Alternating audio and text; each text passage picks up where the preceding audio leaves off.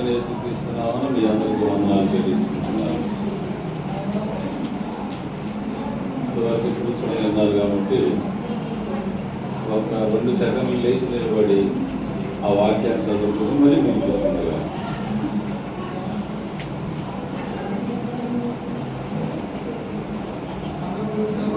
అందులో లేచి నిలబడదాం.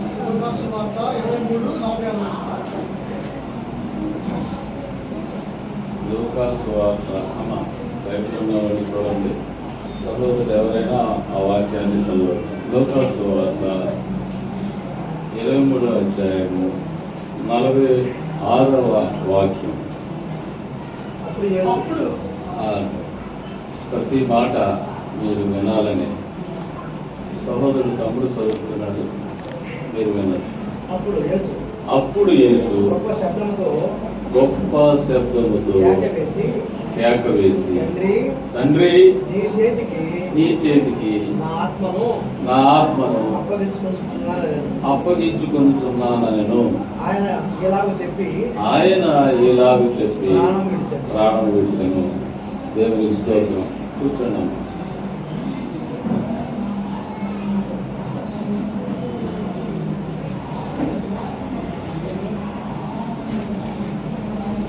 ప్రార్థన చేసుకుంటాం.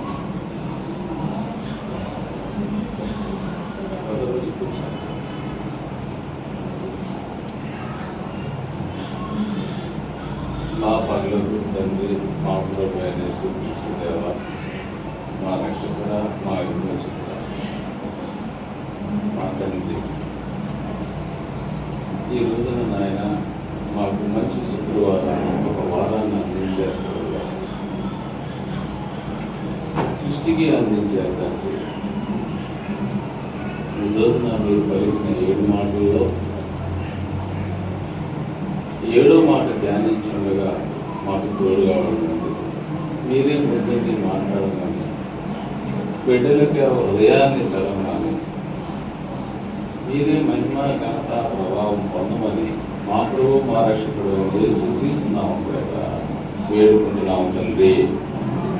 ఆమేన్. ఆమేన్. నేను పడమట్లంటే ఇండియర్ బొమ్మ ఉంది కదా, అక్కడి నుంచి వచ్చాను. రావటం లేట్ అవుతుంది కాబట్టి ప్రతి సంవత్సరం అయ్యగారు నాకు 7వ మాట ఇస్తారు. ఎండ దేవత ఉంది కదా, మీకు తెలియదు, నాకు తెలుసు, అది చెప్తున్నాను.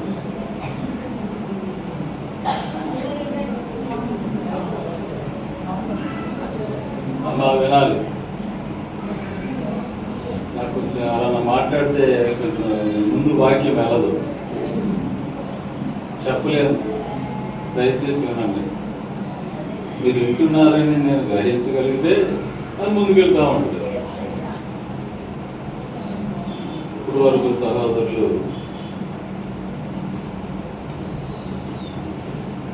పెద్దలు, మీ కాపురి గారు అందరూ కలిసి 6 మాటలు చెప్పారు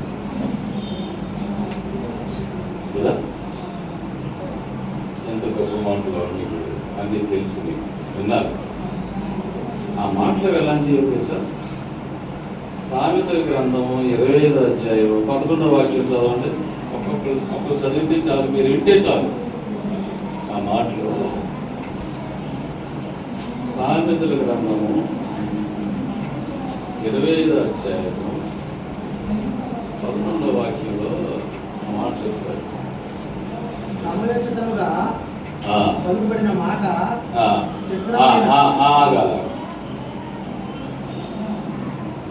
దేవుడి మాటలో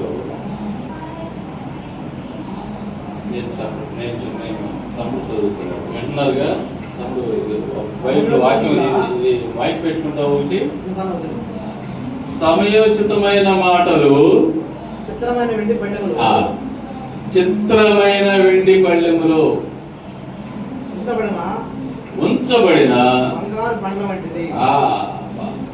చాలా కూర్చోండి. చిత్రమైన వెండి పళ్ళెములో ఉంచబడిన బంగారు పళ్ళ వంటివి. ఇప్పుడు వరకు ఏమి తిన్నారు మీరు? బంగారు పళ్ళు తిన్నారు. బంగారు పళ్ళు ఒక్కొక్కడు 6 తినేశారు. ఎక్కడ దొరికితే బంగారు పళ్ళు? మీరు చెప్పండి. బంగారు పళ్ళు ఈ లోకంలో ఎక్కడన్నా దొరుకుతాయా?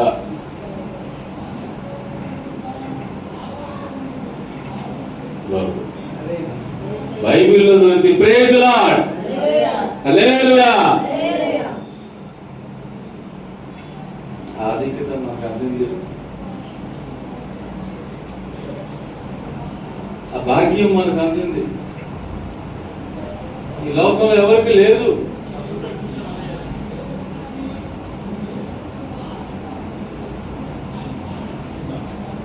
ఏడు పళ్ళు మీరు తింటున్నారు, జాగ్రత్తగా తినండి. దేవుడు 7వ మాటగా పెద్ద శబ్దంతో కేకవేసి, దేవుడు ఆయన దేవుడు యేసు ప్రభు మార్చాలనుకుంటున్నారు. 1 తిమోతి 3వ అధ్యాయము 16వ వాక్యం. అంటే మీకు వాక్యం చూపిస్తాను, వినండి. వాక్యం నేను బయటికి వెళ్ళను, మీ వాక్యం చూపించి వాక్యం చేత మీ హృదయాలు గ్రహిస్తే అని నేను కోరుతాను. ఆయన గొప్ప శబ్దంతో, ఎవరు ఆయన? యేసయ్య. ఎవరు? 1 తిమోతి 3వ అధ్యాయం 16వ వాక్యం చదువుతాడు. నిరాపేక్షముగా దైవభక్తిని కూర్చిన దైవమును కూర్చిన మర్మము చాలా గొప్పది. ఆయన సశరీరుడిగా. ఎవరు ఆయన? ఆయన ఎవరు? శిలువలో ఉన్నారు ఆయన. ఆయన ప్రత్యక్షమైన, ఆయన సశరీరుడిగా ప్రత్యక్షమాయను. ఆత్మ విషయమున తీర్పు పొందెను. చదువు నాయన. దేవదూతలకు కనబడెను, రక్షకుడని జనులలో ప్రకటించబడెను. లోకమందు నమ్మబడెను. ఆరోహణుడై తేజోమయుడై రక్షకుడని నమ్మబడెను. ఆయన సశరీరుడిగా ప్రత్యక్షమయ్యారు. ఎవరు ఆయన? యేసయ్య. యేసయ్య ఎవరు? యెషయా గ్రంథము 9వ అధ్యాయము 6వ వాక్యము చదువు నాయన. మీరు వాక్యాలు వింటే చాలన్న, చూడాల్సిన అవసరం. తమ్ముడు సహోదరు చదువుతున్నాడు. ఎవరు ఆయన? శిలువలో ఉన్నది ఎవరు? అది మీకు తెలియాలి. యెషయా గ్రంథము 9వ అధ్యాయము 6వ వాక్యము. ఏలయనగా శిశువు పుట్టెను. ఏలయనగా శిశువు పుట్టిన. ఏం చేసాం మనం డిసెంబర్ 25వ తారీఖున? చెప్పండి అమ్మా. క్రిస్మస్ పండుగ చేసాము. ఎవరు పుడితే? శిశువు పుడితే. ఒక శిశువు పుడితే డిసెంబర్ 20వ తారీఖున పండుగ చేశాం. చదువు నాయన. మనకు కుమారుడు అనుగ్రహింపబడెను. ఆయన భుజం మీద రాజ్యభారం ఉండెను. ఆశ్చర్యకరుడు. ఏనండి. ఆశ్చర్యకరుడు, ఆలోచనకర్త దేవుడు. సహోదరుడు వినాలి.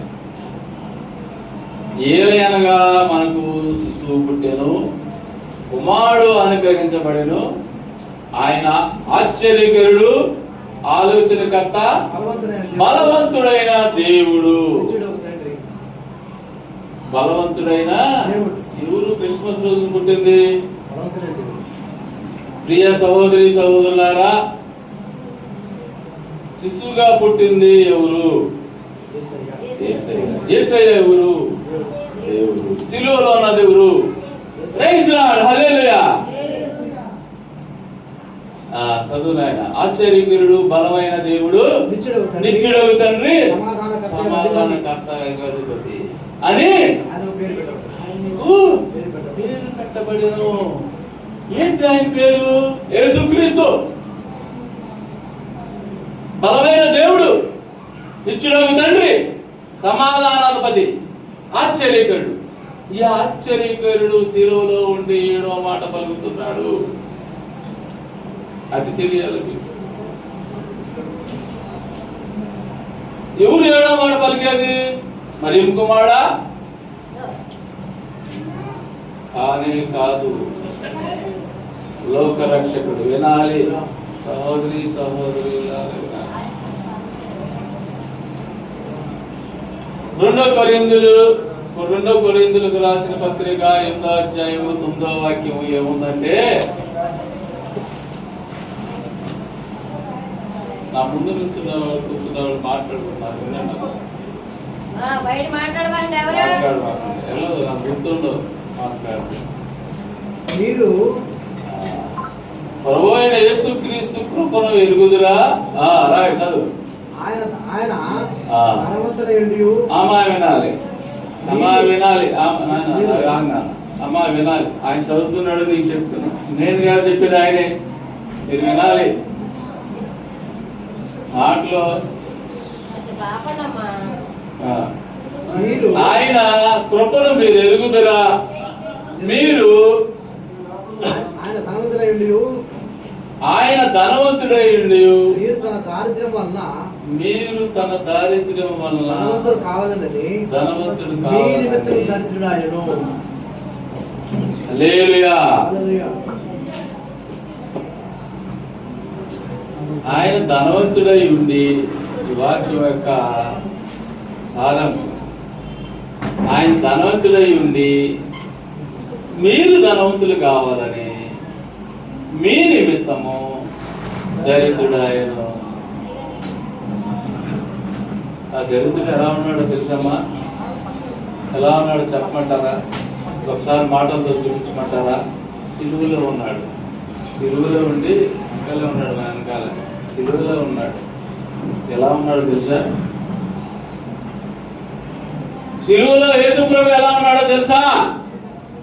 బట్టలు లేవు ఆయనకి, బట్టలు లేవు. బట్టలన్నీ తీసేసి కింద బంటి రోజులు పంచుకుంటున్నారు ఆయన బట్టలు.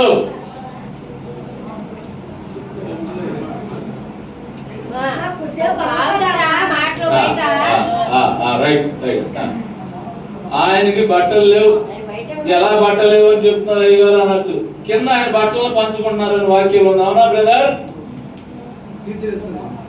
ఆయన బట్టల కోసం చీట్లు వేసుకుంటున్నారు, మొత్తం బట్టలు తీసేశారు. ఆయన నీ కొరకు నా కొరకు ఏమయ్యాడు? దరిద్రుడయ్యాడు, వస్త్రహీనుడు అయిపోయాడు.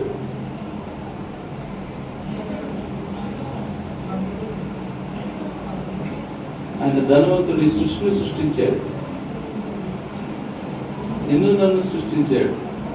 సృష్టించిన దేవుడు మన కొరకు 1వ తిమోతి 1వ అధ్యాయము 1వ వాక్యము 15వ వాక్యం, 1వ అధ్యాయము 15వ వాక్యం వాక్యార్థాలు చూపిస్తారు. మీ మనసులో తెరవబడాలి ఈ రోజున. వాక్యాన్ని సొంత పాపులను రక్షించుటకు ఈ క్రీస్తు యేసు లోకమునకు వచ్చెను. చాలుగా పాపులను రక్షించుటకు క్రీస్తు యేసు ఈ లోకానికి వచ్చాడు, ఈ లోకానికి వచ్చాడు.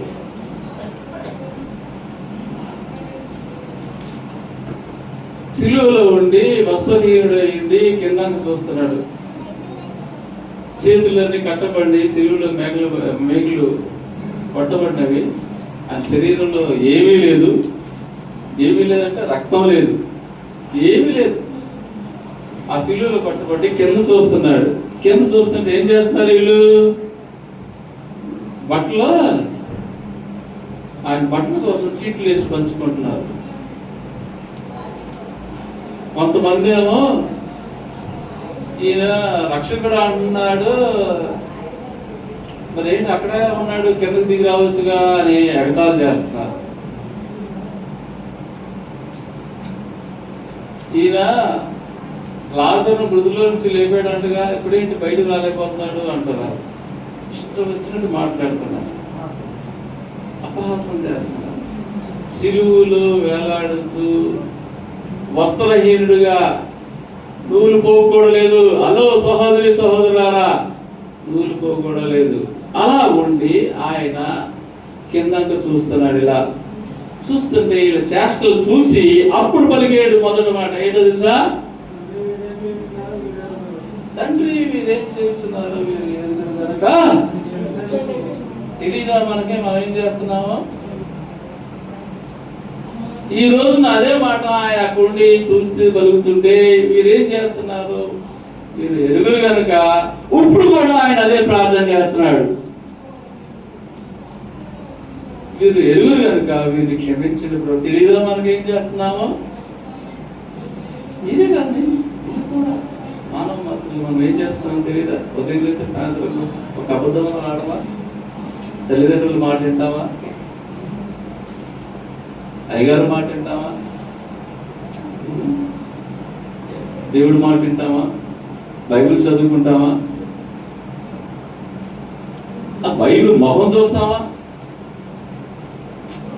తండ్రి వీరేం చేస్తున్నారు, వీరు ఎరుగురు కనుక వీరిని క్షమించండి అన్న మాట పక్కన దొంగ విన్నాడు.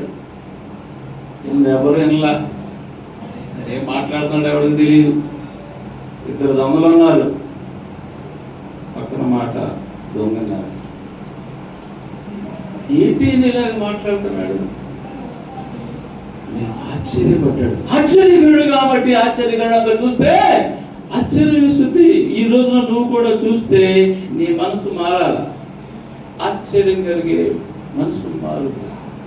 వెంటనే ఆ పరిస్థితిలో ఉన్న దొంగ రెండవ మాటగా ఏమన్నాడో తెలుసా? యేసు నీ రాజ్యం వచ్చినప్పుడు నీ రాజ్యంలో మన జ్ఞాపకం చేసుకో. ఈ రోజు ఆ విధంగా ఉన్న దొంగ మన పరిస్థితిలో ఉన్నాం. మనం కూడా ఆ విధంగా ప్రార్థన చేసే పరిస్థితిలో ఉన్నారు. ఈ రోజు నువ్వు ఆ మాట వింటున్న ప్రియ సహోదరి సహోదరుడా, యేసు నీ రాజ్యంలో నన్ను జ్ఞాపకం చేసు. ఫస్ట్ ఏమన్నాడు? తండ్రి వీరేం చేస్తున్నారు, వీరు ఎరుగురు కనుక క్షమించు అన్నారు. అంటే ఎక్కడ దొరుకుతుంది క్షమాపణ? నీ దగ్గర దొరుకుతుందా? నా దగ్గర దొరుకుతుందా? ఎవడో నన్ను తిట్టి వెళ్ళాడు అనుకో, రేపేస్తాను ఫోన్ కదా, రాలా వాడు నన్ను తిట్టి వెళ్ళాడు రా, పక్కన ఉండరా ఇద్దరం వేసేద్దాం. అది మన పని. ఎవడన్నా ఒక మాట అంటే ఊరుకుంటావా? అరే నీ చెల్లి అన్నా, నువ్వు అక్క అన్నా, తల్లిదండ్రులు ఒక మాట అన్నా ఊరుకుంటావా? అలాంటి పగాద్వేషంతో ఉన్నాం మనం, పాపంతో పుట్టిన వాళ్ళం. కానీ ఈ రోజున 130వ కీర్తన గ్రంథం 130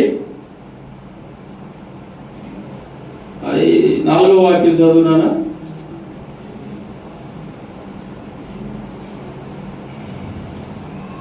పదకొండవ వాక్యం గుర్తున్నారు కదా? కీర్తనల గ్రంథము 130వ అధ్యాయము. యెహోవా నీ యొద్ద క్షమాపణ 134 ఉంటుంది చూడండి. 130 ఎన్నో వాక్యం? కీర్తనలు చెప్పాలి కదా. సాగండి మన మాటలు. ఇందాక ఫస్ట్ ఏం చెప్పాను? బంగారపు పళ్ళెములు పెట్టబడిన వెండి పండ్ల వంటివి అవి తీసుకోవాలి. తీసుకెళ్ళి మీ భర్తకి మీ పిల్లలకి చెప్పాలి, చెయ్యాలి. ఈ మాటలు ఏంటంటే వాక్యాలే. కీర్తన గ్రంథం 134 అని చెప్పా. ఇంకా రాసుకోవచ్చు. ఇంటే గ్రహిస్తే మీకు విశ్వాసం కలుగుతుంది. ఏమన్నాడు అక్కడ? అయినను జనులు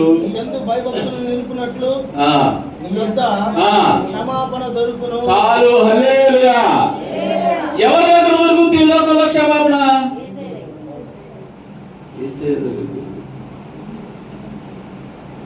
ఎవరి దగ్గర దొరకదు.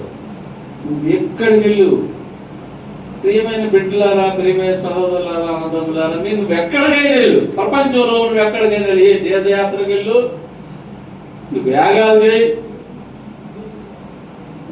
నువ్వు నీ సర్వాన్ని అప్పచెప్పు, ఎక్కడ దొరకదు క్షమాపణ. ఎక్కడ దొరుకుతుంది?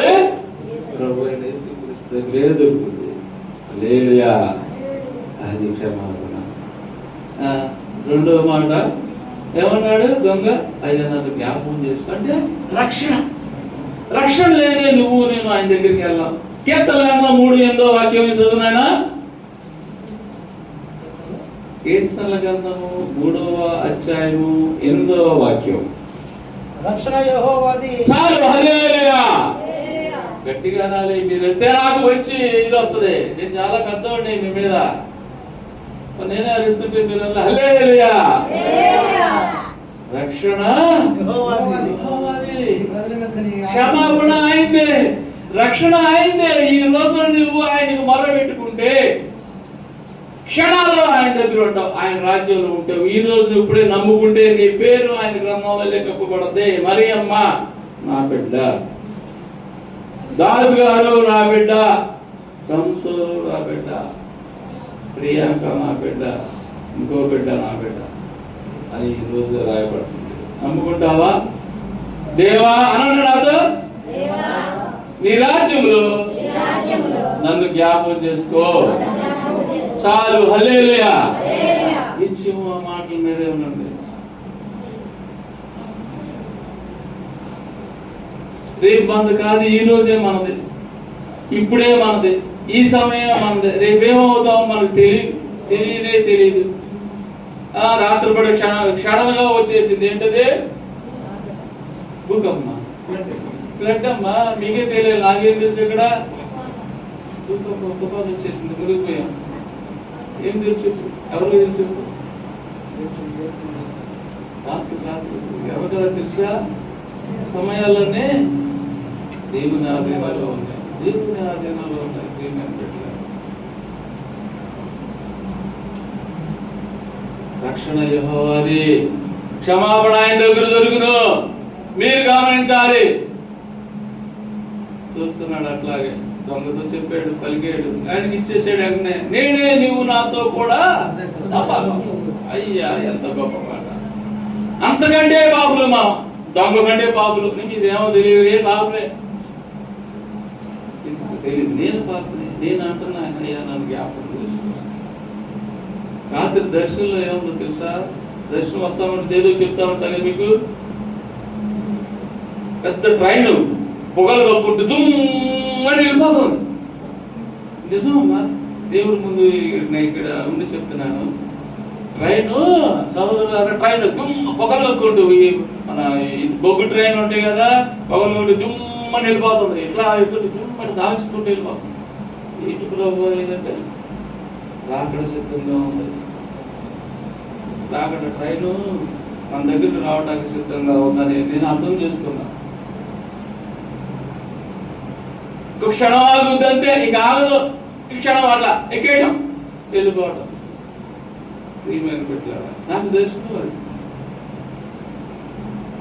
అంటే దగ్గరగా ఉందిరా ఈ పరిస్థితి. చెప్తా, నీ బిడ్డలుగా ఉన్నారు, నా బిడ్డలకు చెప్పాలని చెప్పాడేమో, నాకైతే తెలియదు.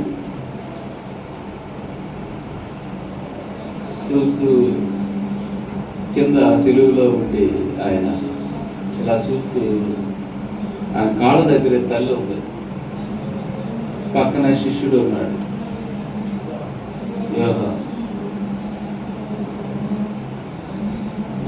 అమ్మా చూసారా, ఎలాంటి పరిస్థితులు ఉండి తల్లిని గమనించాడు. అమ్మా అదిగో నీ కుమారుడు. మూడో మాట, యోహాను ఇదిగో నీ తల్లి అని అప్పు చెప్పాడమ్మా. నేను వెళ్ళిపోతున్నాను, తల్లిని చూసుకో. ఎవరున్నారు ఈ రోజున? అంటే ఎవరిని నేను విమర్శించట్లా. తల్లి యొక్క గౌరవం, మర్యాద. సిలువలో ఉండి పరిస్థితులు 6 గంటల, ఉదయం 9 నుంచి 3 గంటల వరకు 6 గంటలు అలా ఎలాడుతూ చచ్చిపోయే పరిస్థితుల్లో తల్లిని జ్ఞాపకం చేసుకుంటున్నాడు. ఈ రోజులో మనం కూడా అలా ఉండాలని మిమ్మల్ని అందరినీ కోరుకుంటున్నాను. తల్లి 20 కీర్తన సామెతల గ్రంథము 20:27 చదువునా? 25 ఉంటుంది చూడు. 25 కానీ 27 కానీ చూడు. వివేచింపక కాదు. జ్ఞానంగా రాసు.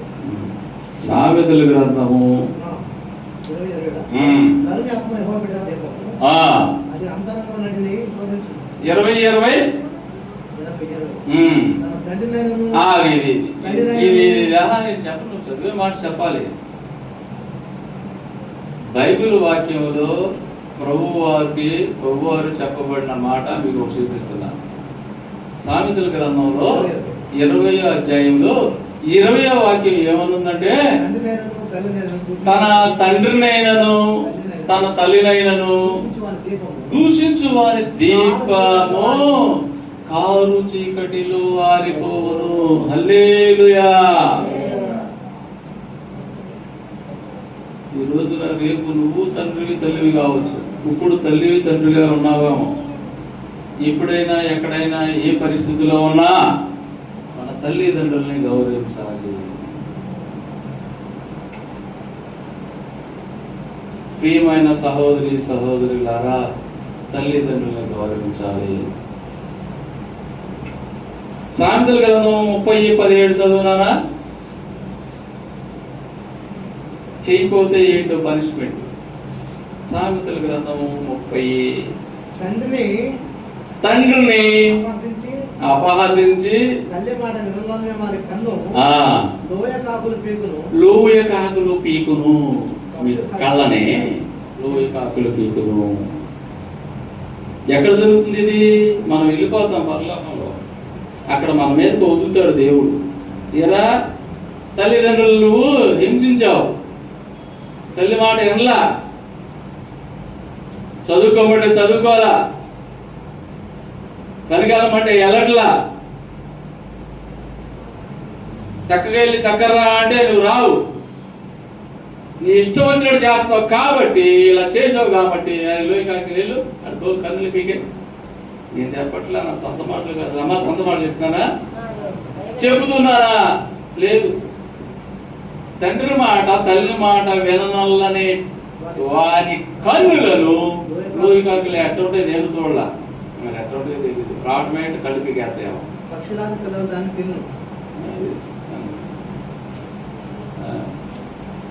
చెప్పుకుంటూ వెళ్ళిపోతే చాలా మంది సహోదరులారా, టైం అయ్యగారు నాకు అరగంట ఇచ్చాడు. 7వ మాట ఏమంటున్నాడు? పెద్ద శబ్దంతో కేకలు వేసి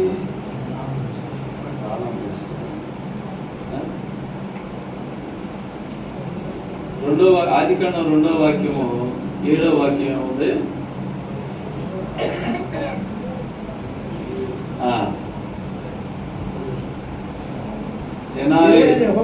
దేవుడైన యెహోవా నేల మట్టితో వాని నాసికారంధ్రములో జీవవాయును ఊదగా నరుడు జీవాత్మాయను. దేవుడు ఫస్ట్ మాట ఆత్మతో తండ్రితో మాట్లాడాడు, ఆత్మదేవుడు. లాస్ట్ మాట ఆత్మతో మాట్లాడుతున్నాడు, ఆయన దేవుడు. నరుడు ఆత్మను జీవాత్మ, నరుని మనలో ఆయన ఆత్మ ఉంచగా మనం జీవాత్మాయను.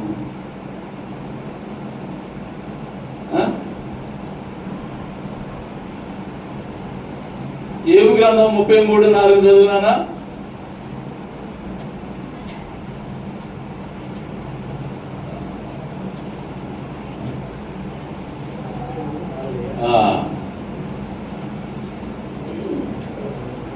దేవుని ఆత్మ నన్ను సృజించును. వినండి, మనలాంటి మనిషి చెప్తున్నాడు. దేవుడేమో మొదట ఆదికాండంలో మన పితరుడైన అబ్రహాం ఆదాము చేశాడు. మట్టితో నిర్మించి ఆ మట్టిలో జీవవాయుని ఊదగా జీవాత్మ అయ్యాడు. అయిపోయింది. అక్కడ అంత చాలా సంవత్సరాలు దాటిపోయినాక ఏబు వచ్చాడు. ఏబు ఒక తల్లిదండ్రులకి పుట్టిన బిడ్డే, మట్టితో పుట్ల. ఆయన అంటున్నాడు, ఏమన్నాడు? దేవుని ఆత్మ ఆగయ్యా సార్, దేవుని ఆత్మ నన్ను సృజించాను, సర్వశక్తిని ఆత్మ నన్ను శ్వాస నన్ను సృజించాను. ఈ రోజున ఆ శ్వాస ఆయన ధ్యాస మనం అయి ఉండాలి. ఆయన ధ్యాస అయి ఉండాలి, ఆయన శ్వాస అయి ఉండాలి. అందుకని సిలువలో నిన్ను నన్ను చూస్తున్నాడు. సామెతల గ్రంథం 30:27 ఇందాక చదివేగా చదువునైనా, నరుని ఆత్మ యెహోవా పెట్టిన దీపము. ఈ రోజున నీలో ఉన్న ఆత్మ, నాలో ఉన్న ఆత్మ యెహోవా దీపం. ప్రియమైన బిడ్డలారా, ఈ మాట మీరు గమనించాలని నేను నమ్ముతున్నాను. ఇన్ని మాటలు మీ ముందు పెట్టారు. ఇన్ని మాటలన్నీ బంగారు పళ్ళు వంటివి, పరలోక రాజ్యంలో చేరే నిచ్చెన వంటివి. 7 మాటలు 7 మాటలను స్వీకరించి ధన్యరాలు అయ్యావని నేను నమ్ముతున్నాను. భాగ్యవంతులు అయ్యారని నేను నమ్ముతున్నాను.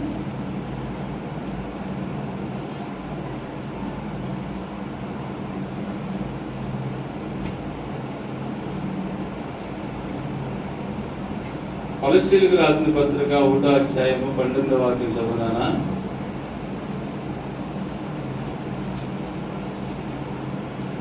ఆయన కొలస్సీలకు రాసిన పత్రిక 1వ అధ్యాయము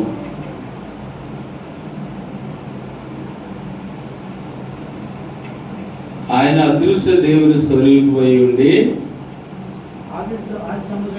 ఆయన చదువు మొదటి నుంచి 8వ వాక్యం అయ్యా, 15వ వాక్యం.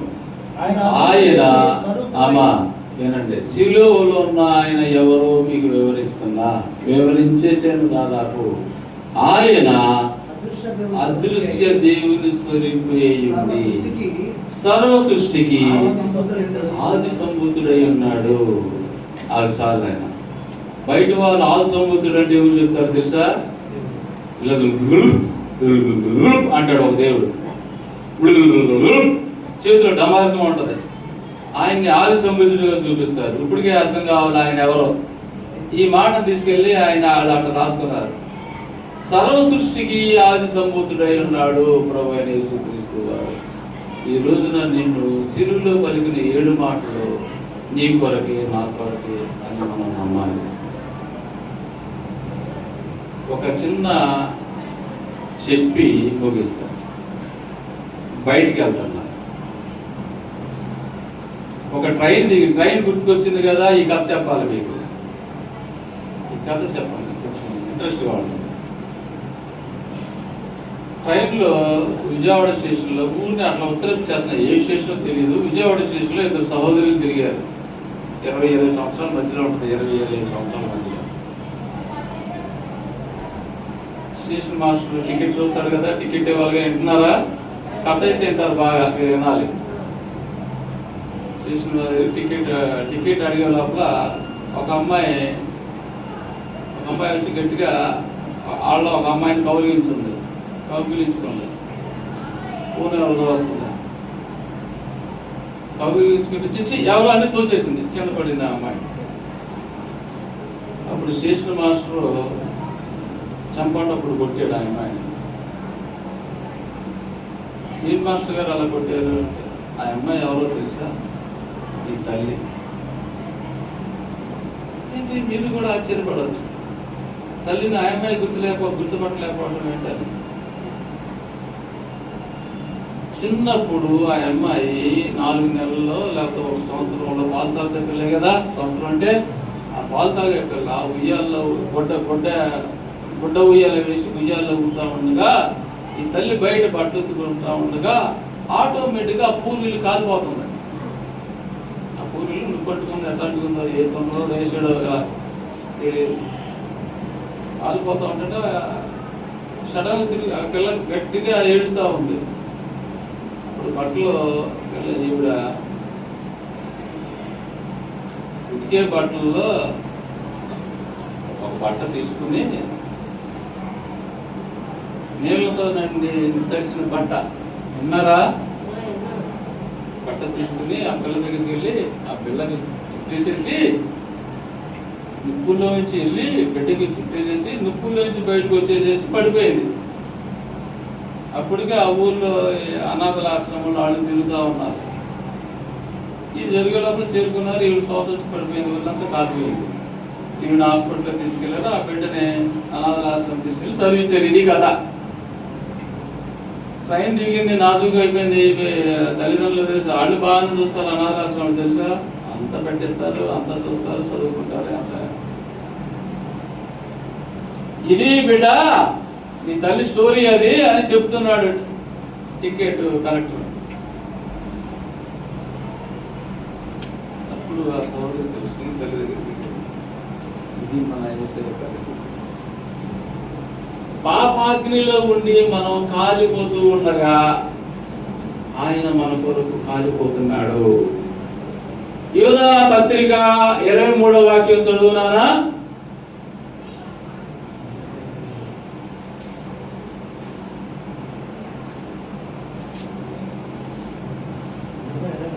అయ్యా,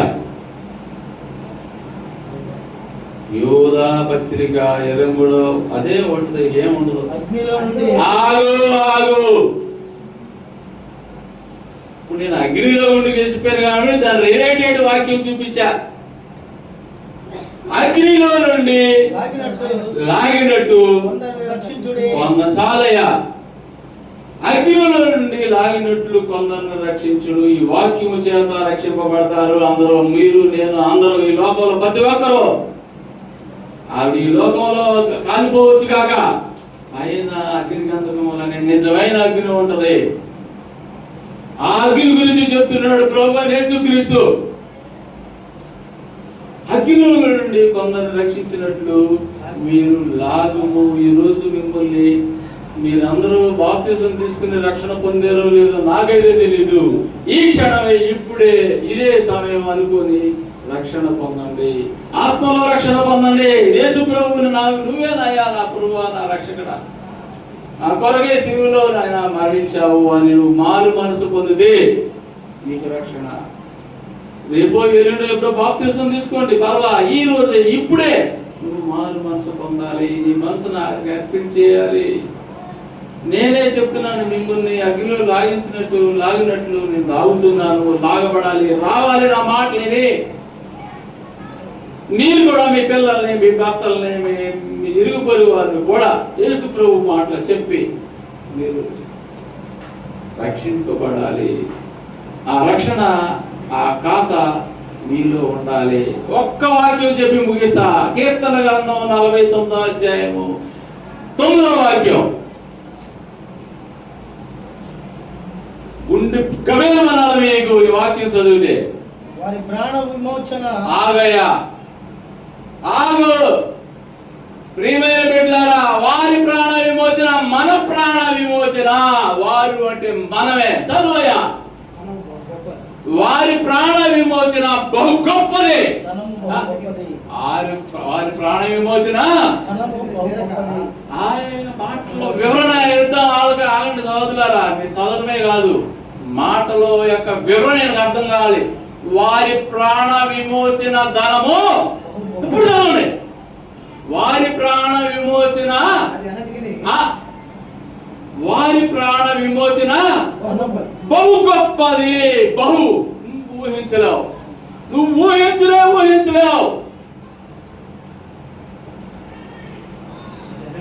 అది ఎన్నటికి తీర్చకుండా ఉండవలసినది.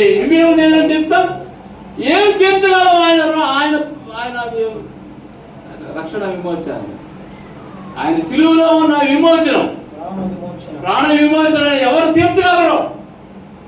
ఎవరు? మీ నాన్న, మీ అమ్మ వాళ్ళ, మీ ఆస్తుల, ఐశ్వర్యమా, బంగారమా, వెండ, ఇంకోటి ఎవడయ్యా తీర్చేది? ఎన్ని కోట్లు ఇస్తే నువ్వు, ఎన్ని కోట్లు ఇవ్వగలవు? ఎన్ని కోట్లు ఇస్తే నువ్వు తీర్చగలవు? ప్రియమైన బిడ్డలారా,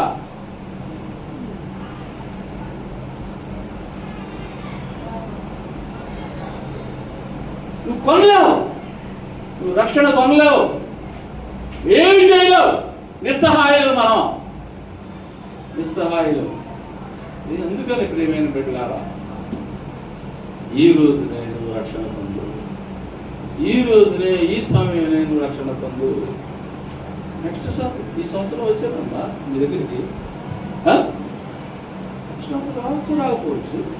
లేకపోతే రేపే ఉండొచ్చు, ఉండకపోవచ్చు. ఎవడైనా ఈ రోజు నేను రక్షణ పొందాలి, వచ్చేస్తుంది ట్రైన్, నా కొరకు నీ కొరకు అందరి కొరకు. నువ్వు ఆ రక్షణ విమోచనాన్ని స్వీకరించి దేవుళ్ళు ఈ రోజు నేను బాప్తిసం పొందాలి. అట్టి కృపను మీ అందరికీ దేవుడు అనుగ్రహించును గాక. హల్లెలూయా, గట్టిగా అనాలి హల్లెలూయా. ఇంకోసారి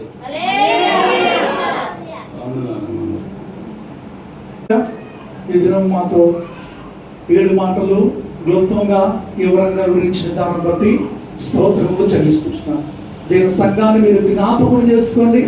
ఇంకా రాలేక అనేక మంది పనులకు వెళ్ళారు, మీ చిత్తమైతే ఆదివారం సహాయం చేయండి.